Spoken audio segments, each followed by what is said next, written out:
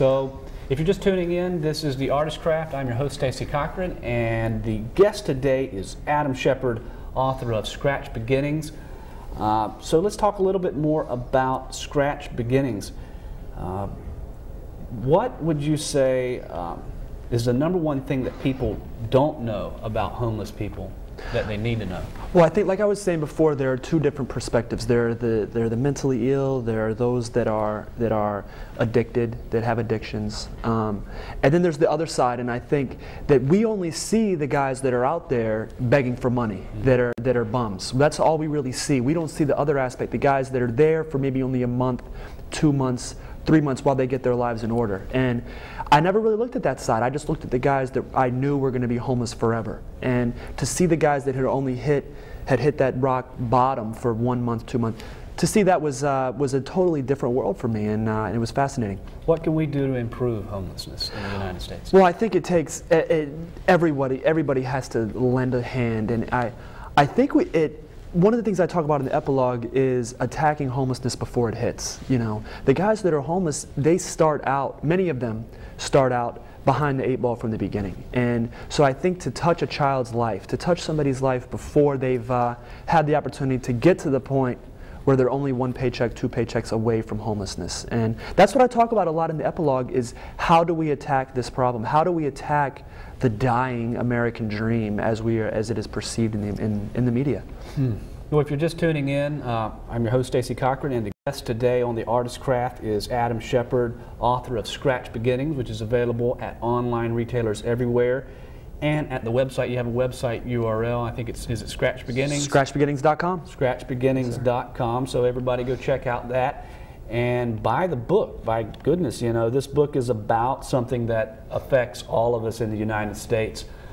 We see it every day. We see homelessness in our very streets. And yet, how much do we really know about it? Well, Adam has gone out and done an ethnographic field study, essentially, among these kinds of lives that otherwise wouldn't be, you know, brought to our attention. I hope the book does very, very well.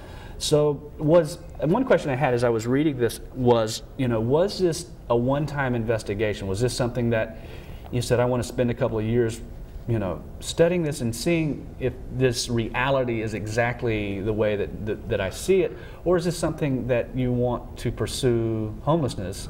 You know, is this something you want to pursue as a study for a long term? Well, I think I would like to use this story to kind of catapult an exchange of dialogue, an exchange of ideas, and to hopefully get into a platform where I can speak to homeless shelters, or I can speak to high school students or whoever about this story, about why I succeeded, about why others don't. And I think that that's where I'm going with this. I don't think that there's another book in the works, another, you know, what's Adam Shepard going to write next? Well, there doesn't necessarily have to be another book, but the idea, I guess, that I have is it seems like that there's a cause here that you have found is worth investigating and making people aware of. And how long are you going to pursue that? Or until I can't pursue it anymore. You know, I think that that's something that I would like to, you know, I don't know that it will be my life's work, but it's something that I would like to take the next year, 2 years, 3 years to really see what I can discover. Are there organizations that viewers at home who might be motivated to investigate this on their own? Well, the approach that I take in the epilogue is to go to Big Brothers Big Sisters, and that's the cause that I really take at the end of the book. And for viewers who might not be aware of Big Brothers Big Sisters, it's a mentoring program where guys like you and I, regular people, they go and they are the big brother or big sister for a young man or a young woman who maybe doesn't have the same situation that they do. You know, maybe they're from a broken home, maybe they don't have the mentor that they need, and Big Brothers Big Sisters is an opportunity to kind of pair those up, and you take them to the movies, you go play tennis, you know, it doesn't take money, just a couple hours a week. Maybe you tutor them in algebra or something like that to lend them a helping hand that maybe they're not getting. And that's where I attack it at the end here, is getting homelessness before it hits. What is what would prevent somebody from wanting to join Big Brothers Big Sisters? Do you think that people are afraid of putting too much of themselves out there? And are there steps somebody can take Well, I think that what's preventing is people don't understand that all it takes is 2 or 3 hours a week. You don't have to give your life away. You don't have to give money away. You don't have just 2 hours a week. You know, take them to a basketball game on Sunday and then hang out with them the following weekend. It's not a very serious situation, you know, where it's going to take a lot of you. And I think once people get past that hurdle, that's what my dad did. Once he understood that you don't have to give so much of yourself away, yet you can make such a difference in just those 2 hours. And Big Brothers Big Sisters has a website, I'm sure. Yep. Well, let's talk a little bit about the actual process of writing the book. Once you had done this ethnographic field study, if you will, and once you had gone and lived in Charleston, South Carolina, and had really kind of pulled yourself up from $25 the first day, and you had gone through that year, roughly about a year working on this, what then was the first step once you came back towards writing the book? Did you outline when you began, or did you choose different episodes from this year that you wanted to use in the book?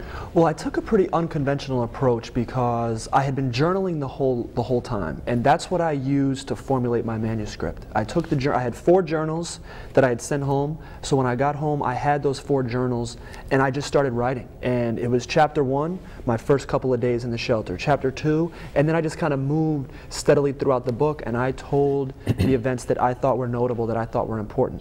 And so to go at it about it that way, I didn't outline, I just started writing. And I think that I brought energy, I brought enthusiasm to writing from that respect because I wasn't so concerned about the logistics of it. I was just concerned about getting it on paper. Well, one of the things that I know that our audience is interested in is how a book really begins to take off, and you have really been very self-disciplined and self-motivated to begin getting the word out about this, doing television interviews, radio interviews, beginning to set up bookstore events. One of the things, if you're tuning in, that I found personally interesting was he was able to get, Adam was able to get an article in the New York Post, and that has led to a spot on the Today Show, a nationally broadcast television program. How did you get that article in the New York Post? Well, I think you nailed it with one word: proactive. You know, the article in the New York Post was, you know, my 500th email, you know, that I had written. And I think that's what's so important about, you know, the fact that I self-published, is that the whole project was in my lap. And if it was going to succeed, it was going to be because of me. And if it was going to fail, it would be because, you know, I would give up. And the article in the New York Post was my 500th email, and Andrea Pizer said, hey, I'd love to write it, and write about it.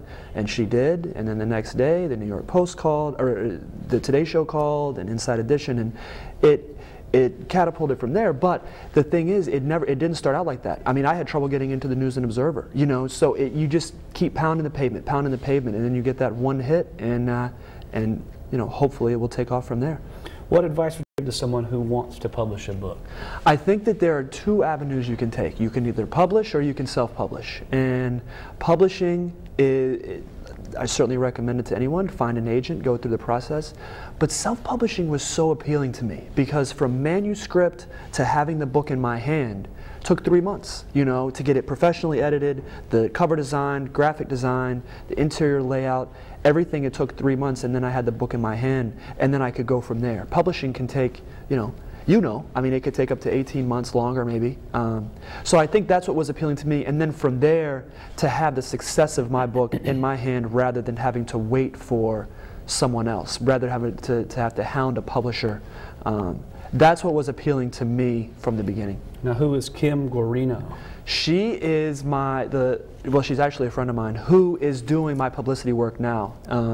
And she's the one that fields the calls, you know, that come in. Like, I throw it all out there, and she fields them, and she organizes it from there.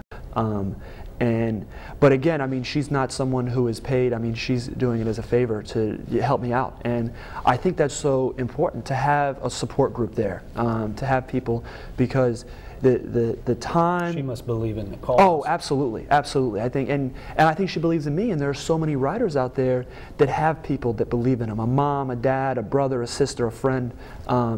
It really becomes a group effort because there's so much time and money that is consumed that you really have to have a support group. Well, there's so much here. Excuse me. There's so much here to talk about. I think we could easily go on for an hour, but unfortunately, we are out of time here at the Artist Craft. For all of us here at the Raleigh Television Network, I thank you for tuning in, and I thank Adam for joining us and Natasha for the segment on the book report. Thank you very much for having me. Thank you. Yes, sir.